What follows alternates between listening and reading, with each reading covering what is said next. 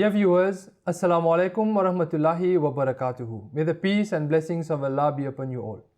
Welcome to this special program presented to you by MTA Africa. These days, in many places around the world, many are celebrating the Halloween. Today, inshallah, in this program, we will be discussing about Halloween and its reality. For this, we have in our studios today Murabbi Shamim Jamal Ahmad Sahib and Umar Sultan Ghosh Sahib. Assalamu alaikum wa rahmatullahi wa barakatuh. Wa alaikum salam wa rahmatullahi. So to start the discussion about the topic of Halloween, I would ask Umar Sahib, what is the Halloween? Thank you, Murabbi Sahib. So Halloween is a festival which is celebrated around the world on the 31st of October of every year. It's mostly celebrated in the developed world, but lately there's a trend that it's being celebrated in the developing world too. So for us who stay in the developing world, our exposure to that festival is quite limited.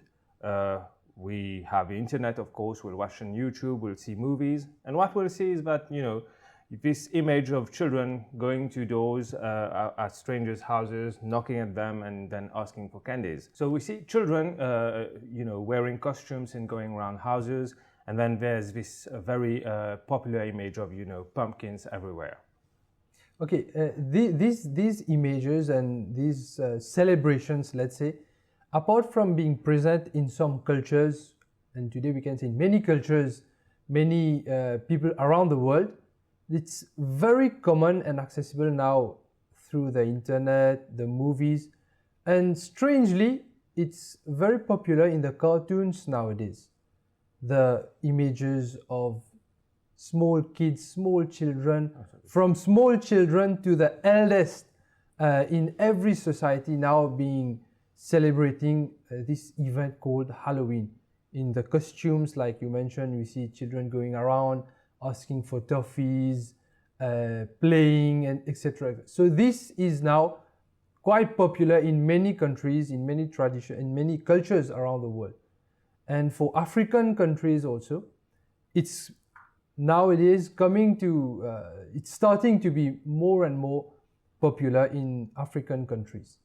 So Shamim Sahib, what are the origins of the Halloween? Actually,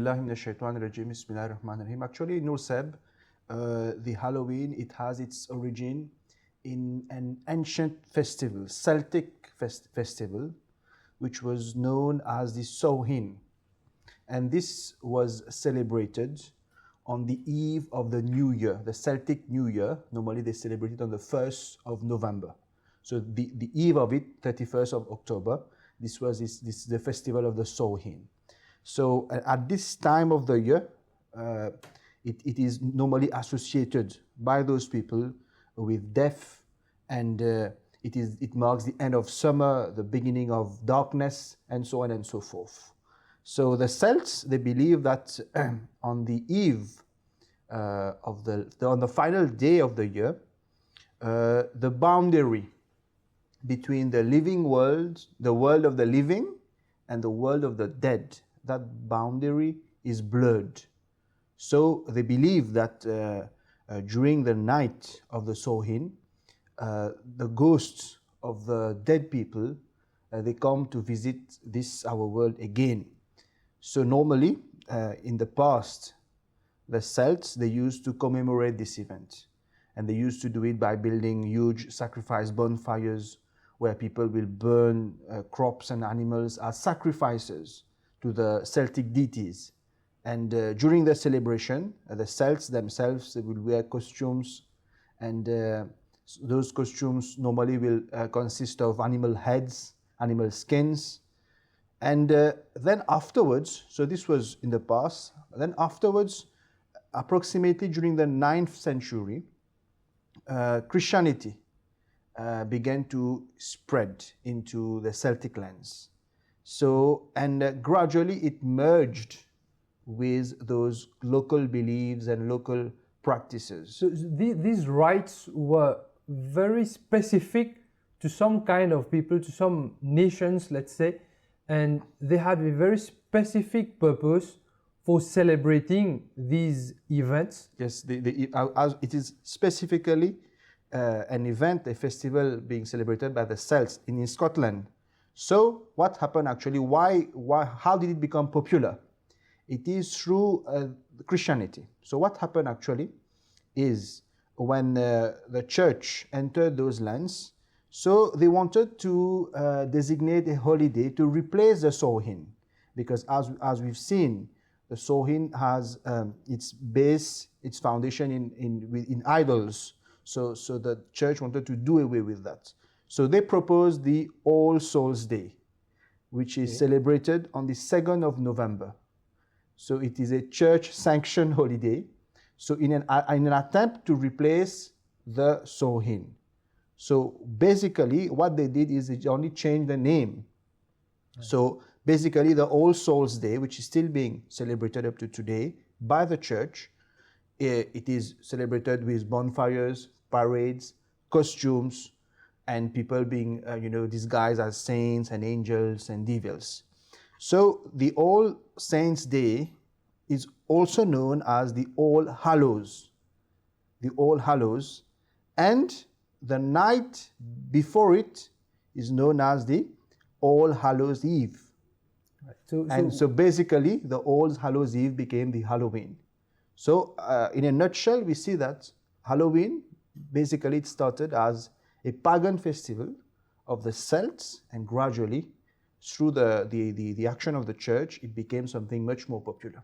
So, and that has its origins in idol worshipping and worshipping of other deities, other, we can say, beings, apart from God, apart from whatever name we could attribute with the only God. So that Halloween has its origin very closely related to the worship of other things other than God. And gradually it became, as you explained, with time, with the progress of Christianity, it progressed into something today what is known as Halloween. But apart from the religious aspect, its origins, would it be right to say that it's not right, it's not correct to celebrate? So Umar Sahib, you mentioned about how Halloween is being celebrated in many cultures, in many countries around the world, in many societies. So why it's not right to celebrate or to participate, to encourage the celebration of Halloween? Well, you see, Murabi Sahib, when we talk about Halloween, going back to the images we've used at the beginning of this program, we're mostly talking about children.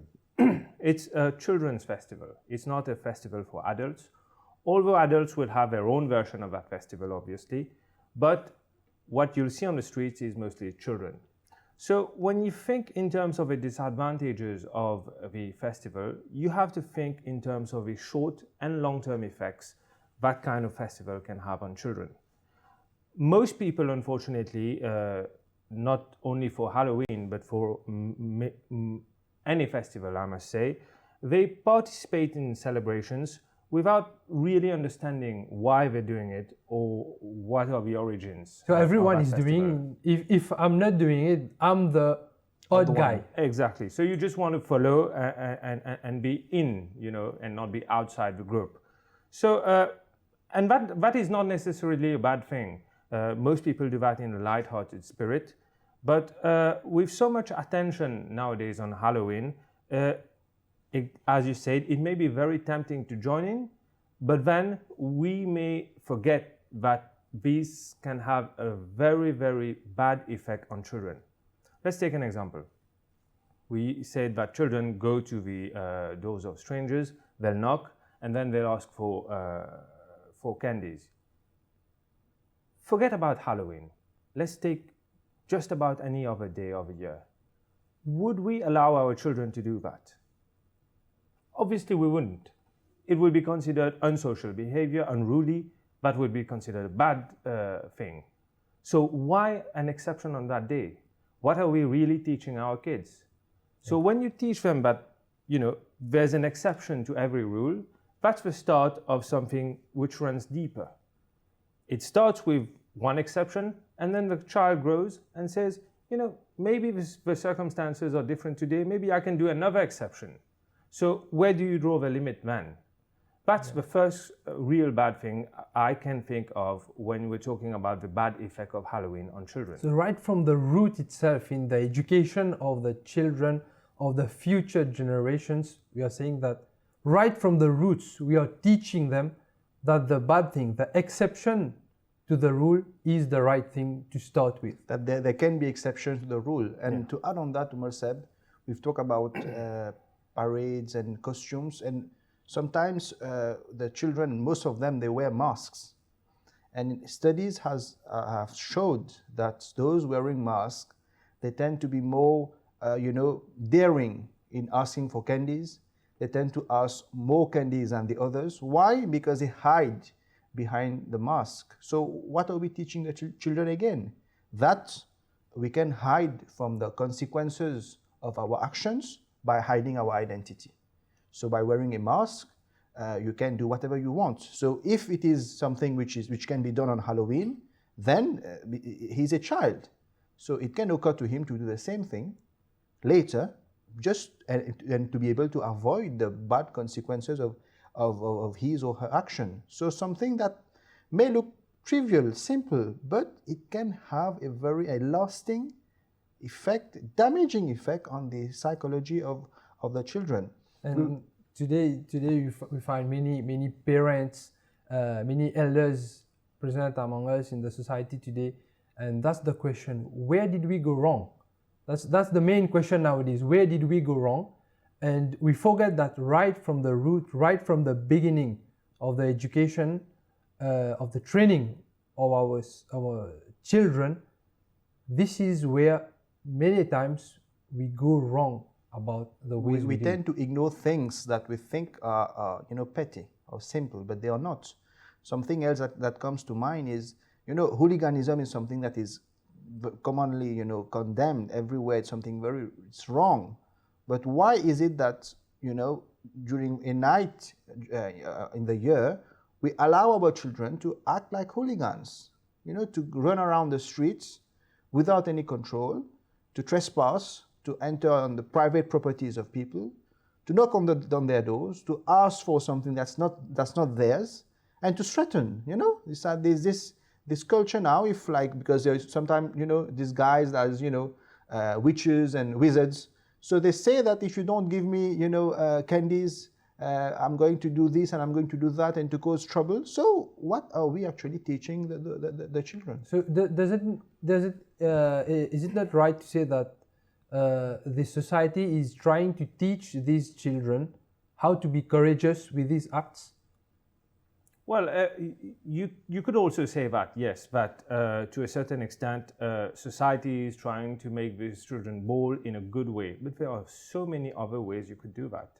Why are teach children to go to doors of strangers and do such things only with that leitmotif of having, maybe a more courageous, a braver character? I think it's a complete waste. You could do that in so many other ways. For example, sports or public speaking, and so many other examples. But I'd like to go back to that image of masks, which Murabbi Shamim mentioned earlier.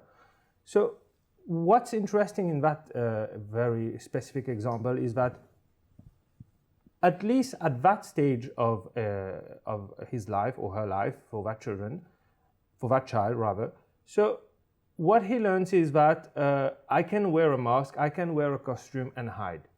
But then when he or she grows older, maybe he won't or she won't wear a mask in public. At least not a mask we can see. But what's a mask? What's a costume? It's a lie. So we're teaching that child to lie and then hide behind that lie. Right. So when he or she grows up, then that becomes a conditioned reflex action. It's like, okay, if I'm going to end up in trouble because I did something wrong, maybe I can lie. So again, the thing you mentioned about, the triviality of such things, but after so many years, when that child grows up, it is no longer that trivial. It has a very deep effect. And then another thing which comes to my mind when I think about Halloween, everybody says it's about candies. Everybody knows it's about candies. And well, who's to blame kids for loving candies? Even adults love candies. I do. So, but there's one thing which is very peculiar about that night. There seems to be no limits on the children on the amount of candy they can actually ask for, let alone eat. Well, we could say that what's so bad in that? It's just one night. But the principle is that a child should be taught moderation. Shouldn't that child be taught that value? So if you do not understand the value of moderation, or again, if we create an exception to that value, we say, it's okay if you have so many sweets, it's just for one night. But again, what happens after a few years? What happens when a child experiences drugs for the first time? Smoking, alcohol. Many vices. It's okay to have it for a day or for a night. Again, and then that's where addiction starts coming in. When we're talking about sweets, maybe it's not that addictive. But if it happens with drugs, if it happens with alcohol, so we allow these things to start at least for that specific night, or at least, let's say, in the name of that night, things are allowed. Things which are normally not okay, but now it's allowed on that night. Basically, Noor said, there should not be exceptions for good values.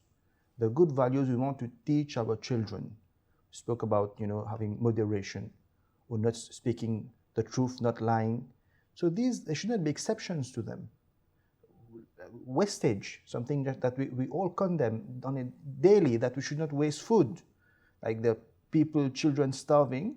So what does Halloween teach us? That on that day it's allowed to waste food, it's something that is okay to do.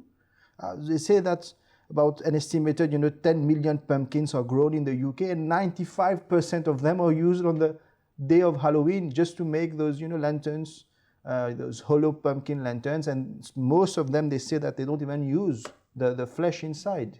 So basically, there should not be exceptions to morals if we want to instill those morals in our children. Well, Shamim Saab, this is one very alarming point that it calls us to reflect and think about this, that for many it might seem something very normal to wake up and never think about what are you going to eat on that day for breakfast, lunch, tea, supper, dinner, whatever the name you give it. You can just go outside your house and buy something to eat. But for many families around the world, waking up in the morning is a nightmare, because they have no idea how they're going to end this day, how they're going to feed their wife, their children, their parents, all those dependents on them. Forget about feeding themselves. So there are many around the world who face these difficulties. So where's the moral? Where we draw the line in morals on that day, where we have some people, some countries wasting 95% of the food production in simple decorations, just to celebrate the dead, just to celebrate the souls, which can have no good effect on us, which can bring us no good and no harm. Just to celebrate these things, we agree to waste that amount of food, that amount of provision, and to think these countries, so many millions of people starving to death, so many people having to work so hard to get provision. So these are maybe some we could say some of these disadvantages, some of the problems related to the celebration of Halloween. The West is trying to teach their children that, we should not waste food because we have, children starving in other parts of the world. They try to instill those values in them. But these kind of festivals, these kind of nights where such, activities are condoned, this is where all the education and all their efforts go to waste, because, on New Year's Eve and Christmas and everything. So they see that on these days, all kind of, extravagance are allowed. So on one hand, they're being taught some values, and on the other hand, they see that basically when it comes to our, own enjoyment, we can do whatever we want. So where the society is teaching us that on some days there's no limits. So Shamim Sahib and Umar Sahib, I would now ask you the questions. What does Islam teach us about these limits? Let's say, for instance, we speak about Halloween. We have discussed about its origin. So from the point of view of a believer, what should be his stand towards the Halloween? Well, Nusab, there are two ways to look at it. So basically, first way, the direct way to look at it is the origins of this festival. We'll talk about the wastage and all these things that are condemned in Islam. But let us look at the origins of Halloween. As I said earlier, the festival, the harmless festival of Halloween, has its roots in some pagan festivals, where the Celts, they used to invoke their deities and to invoke the dead and to ask from them and to seek their help and so on and so forth. So basically, it's shirk, what Islam has described as shirk, idolatry. And it is something that the Holy Quran has condemned vigorously. Actually, Islam has, not only condemned shirk, Islam has, shut down all the avenues that lead to shirk. So this is very important. So anything that has a slightest, that might lead somebody to shirk or to something related to shirk, Islam has closed that door, that you should not, get involved in that. So basically, for a believer, if he's aware of the real origins of Halloween, he will make sure that not only him, but also he and his family and his children, they will not go near to that festival. Because as Muslims, we all know that the Holy Quran is very clear about that Allah Ta'ala will not forgive shirk and the act, of associating partners to Him. And this is something that, has been condemned vigorously in Islam. So, right from the origin of this festival, it is something that a true believer cannot and should not tolerate. Speaking on the aspect of shirk, the founder of the Ahmadiyya community in Islam, Hazrat Mirza Ghulam Ahmad of Qadian, explaining the teachings of the Holy Quran and the teachings of the Holy Prophet ﷺ, beautifully he explains this, that whatever beliefs of the believer should reflect on his actions. His life should be a reflection of his beliefs. Now, if someone says, La ilaha illallah, that there is no one worthy of worship except from Allah, that is, the only one worthy of worship is Allah, how can a believer participate, let's say, just for the sake of the society or for the sake of others, in these kinds of celebrations or in these kinds of programs that's attributed directly to other deities other than Allah?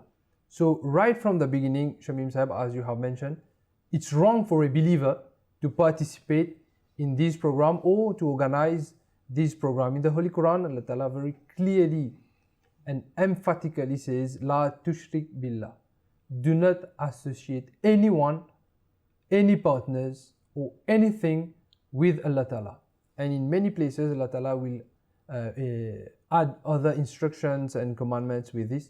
But it's very clear, the one who worships Allah cannot and should not even go near participate in these kinds of celebration, the shirk, such as Halloween. The shirk we are talking about, Nusab, can take various forms.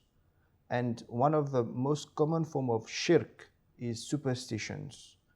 To believe that somebody else or another being or something else can harm us or can do us good just as the same way as Allah can do. So all those kind of superstition has been condemned in Islam as shirk, that these are forms of shirk, of associating partner with Allah. And the Holy Prophet ﷺ, like we mentioned, that the origins of Halloween is based on a superstition, that on the eve of the new year, the boundary, between the living and the dead, becomes blurred, and then the dead comes back in the form of ghost, and they can harm us. So we should, give them, sacrifices and so on and so forth. So it's superstition. So the Holy Prophet ﷺ has condemned all those kinds of superstitions, saying they are all, forms of shirk. For example, the Holy Prophet ﷺ, speaking about bad omens, it's known as a tiara. He said that it is from shirk, and none among us can be influenced by it, except it is removed by Allah's tawakkul. That for a believer, there should be tawakkul, that is reliance on Allah only. So when we talk about shirk, we should know that there are different forms of shirk, and all those kinds of beliefs, which we term as superstitions, they are also forms of shirk. Just a word of clarification for the sake of our viewers. Superstition here, when we are talking about superstition, it means blind belief. Belief that some event, some things, some ghosts, some witches, they can bring us some harm or some good fortune, they can change our fortune, etc. So probably many of those watching this program, they don't participate directly in events such as Halloween or other such programs, neither Christmas, or they don't celebrate other events which might be attributed to these discussion, to this kind of discussion we are having. But in one way or the other, many among us, many people, they have some kind of superstitious belief. We are influenced so much in all the societies of the world, without exception. In one way or the other, there are so many kinds of superstitious belief, whether it's Asia, Europe, America, the islands, Africa itself. So all of the inhabitants of the world, we are influenced by superstition. And as a believer, as you have mentioned, Shamim Sahib, we are not to be influenced by superstition, because for those who believe in the existence of Allah, for those who take Allah Ta'ala as their God, should not have anything to do with superstition. So, as you say, Murabi Sahib, superstition is something that's prohibited outright in Islam. And for the benefit of our viewers, I want to be clear that for the Ahmadiyya community, Halloween is considered as superstition and is prohibited to the same degree as any other form of shirk.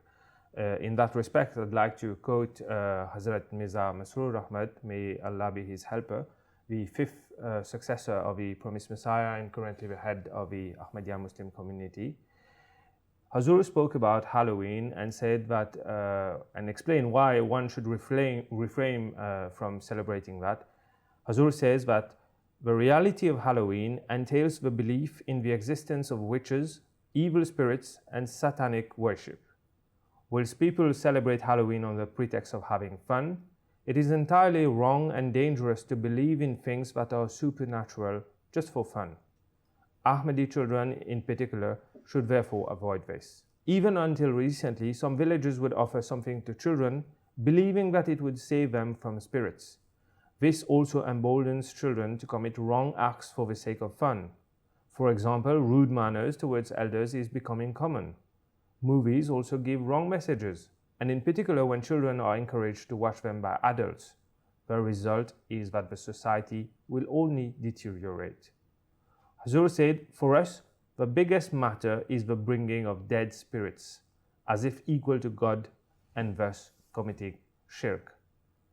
Now, when we've understood that, and that is very clear that the connotations behind Halloween, the festival itself, is purely shirk, I think it's very clear that this is something to be avoided completely by Ahmadi children, adults alike. And from the explanation of the head of the Ahmadiyya community is that would mean that anyone can do anything during the year, any wrong, so just feed the souls and do something like some kind of expiation.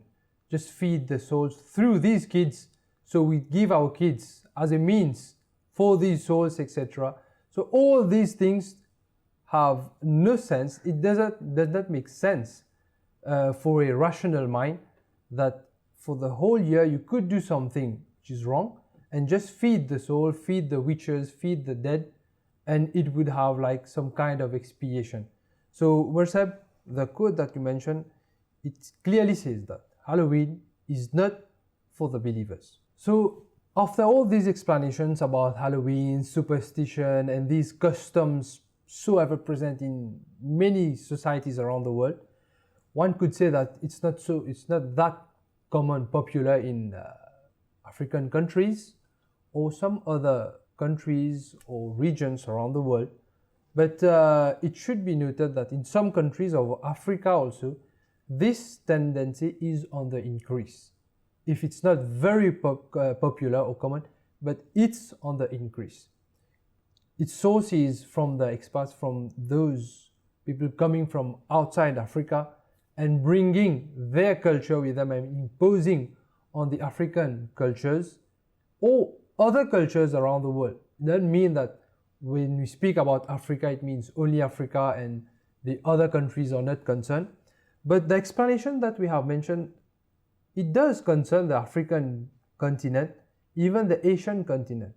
Whether or not the name Halloween or the celebration on the 31st of October is not that popular in African countries, but Shamim Saib, these traditions, these customs, they are present in the African countries. Exactly. Yes, Halloween is not celebrated on a large scale in Africa, even in Asia, but we cannot say that the African society is free from superstitious beliefs and myth, and that are bringing about disastrous consequences for the society at large. For example, for those who have lived in the African society, we are aware of those beliefs about, the powers of the wizards and witches, of the juju man, or the doctors, who use, black magic. So they are all superstition. What do we believe? They believe that, those people, we give them powers. We give them powers that can only be given to Allah. The power of giving life, the power of giving death, the power, the knowledge of the unseen, and so on and so forth. Powers that should only be ascribed to God, the Almighty, or being ascribed to the creatures of God. So, yes, Halloween is not celebrated in Africa at large, but we are deeply entrenched in similar superstitions, and these superstitions are bringing about, very disastrous consequences. For example, first and foremost, faith in Allah. Those superstitions, as we mentioned, they are forms of shirk. So because of them, faith in the one true God, and not only one true God, and faith in the divine decree, taqdeer, as we know it, which is part of the articles of faith, these are decreasing. Why? Because people tend to have more faith in the witches and the wizards and the juju man and the black magic and so on and so forth. Let's talk about the economy. Nowadays, it's so common in the African society. The quick fix to earn money quickly. That we go and see that man, we pay him something, and we're going to have, our business going to boom after that. So this has, instead of striving to make a, respectful livelihood, some people tend to turn to those people, and with very bad consequences.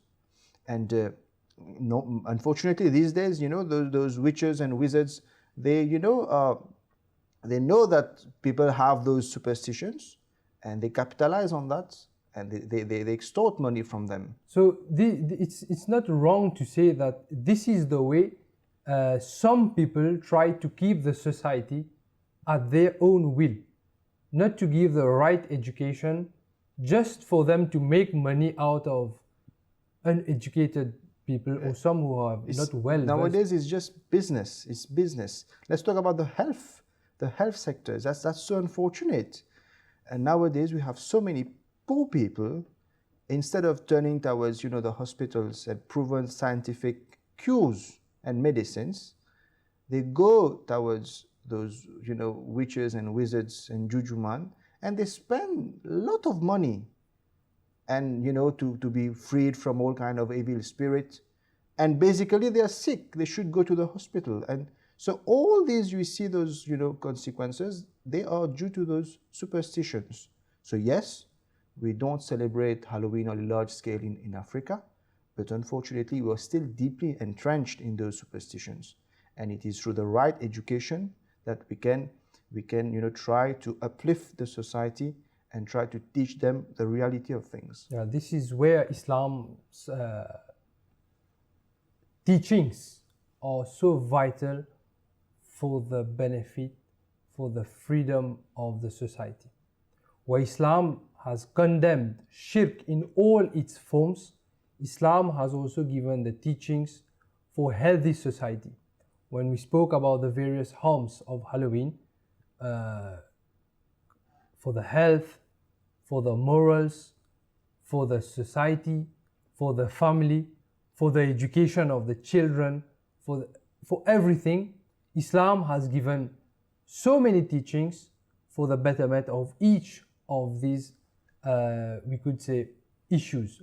So as superstition and superstitious beliefs and festivals such as Halloween has no place in Islam and is even considered as shirk, we would conclude this program with the words of the fourth caliph, Hazrat Khalifatul Masih al-Rabi, the fourth caliph to the promised Messiah. He says, the time can distort reality into myths and legends.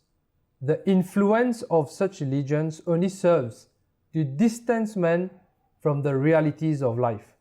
As a result, faith becomes imaginary and unreal, whereas true faith has its roots in the verities and facts of history. It is very real and potent enough to bring about significant changes in human society. So these are the words of Hazrat Mirza Tahir Ahmad, Khalifatul Masih al-Rabi, rahimahullah alayh. So Jazakumullah, thank you Umar Sahib, thank you Shamim Sahib for this very deep discussion, we could say, about Halloween. And thank you viewers for your time, for watching our program, for this special program brought to you by MTA Africa.